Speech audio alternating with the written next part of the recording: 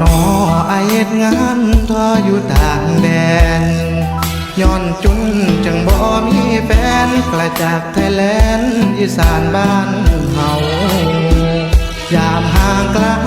กันทุกวันอายนั่งเหงาคิดฮอดพ่อแก่แม่เฒ่าคิดฮอดสองเฮายามแลงค่ำหลงประเทศกาตาร์หลายคนมาเพื่อขายแรงงานอยู่ในเขตรัฐลับฟานขายแรงงานรายได้สูงส่งอย่าคิดเปลี่ยนไปสัญญากันไว้ขอให้มันคงสิ้นปีสิได้ตาคงขอให้ชมยงน้องอย่าเปลี่ยนไปหวังเติมแห่งใจโทรไปก็มิดสิลี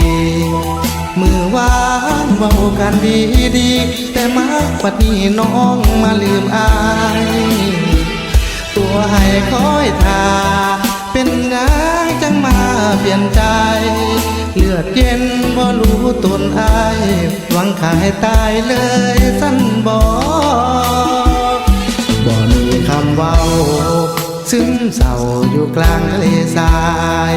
คิดมาน้ำตามันไหลสัญญากันไว้น้องบ่คิดพอ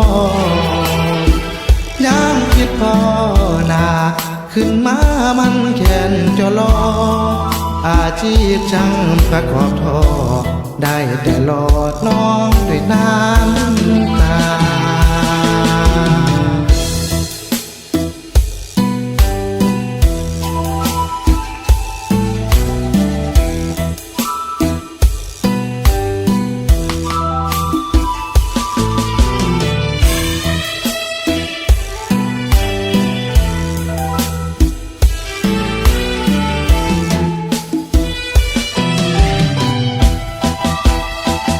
หวังเติมแห่งใจโทรไปก็มิดสิลีมือวานเว้ากันดีแต่มักปัดนี้น้องมาลืมอายตัวให้คอยท่าเป็นนางจังมาเปลี่ยนใจเลือดเย็นบ่รู้ตนอายหวังขายตายเลยสั้นบ่มีคำเว้าซึมเศร้าอยู่กลางทะเลทรายคิดมาน้ำตามันไหลสัญญากันไว้น้องบ่คิดพอย้ำคิดพอหนาขึ้นมามันแค้นจะรออาชีพช่างประกอบท่อได้แต่หลอดน้องด้วยน้ำตานั่งเครื่องบินจากเมืองโลหะทั้งยันพ่อหนา